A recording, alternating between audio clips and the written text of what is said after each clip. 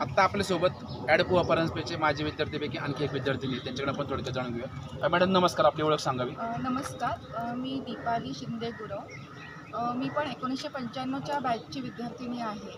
बरं. आणि हा जो उपक्रम आहे, हा उपक्रम राबवण्यामागे बरीच कारणं आहेत किंवा आमचे अनुभव आहेत. त्याच्यातून आम्ही हा उपक्रम राबवण्याचं ठरवलं आमच्या बॅचने.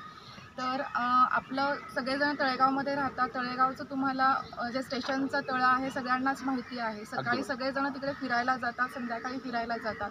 असंच एकदा माझी मुलगी आणि आम्ही तळ्यावर फिरायला राऊंड मारत होतो. त्यावेळेस बऱ्याच ठिकाणी आपल्या ज्या तळ्याच्या काठाला जी झाडं आहेत त्या झाडांखाली काही भग्नावस्थेतील मूर्ती, काही फोटोज ठेवले गेलेले होते.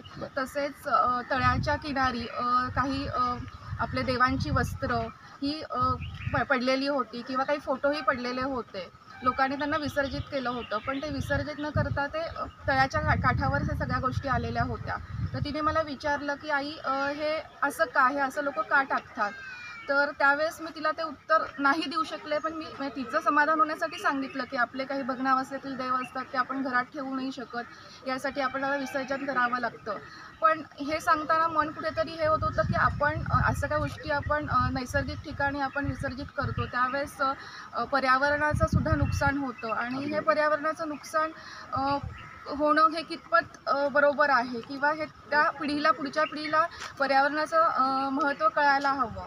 या गोष्टींचा विचार होत असतानाच किंवा ह्या गोष्टी मनात येत असतानाच आमची जी बॅच आहे त्यातली आम्ही काही मुलं मुली आम्ही तळ्यावरच फिरायला येत असतो. त्याच ह्याच्यात आमचं बोलणं झालं की बाबा ह्याच्यासाठी आपण काय करू शकतो.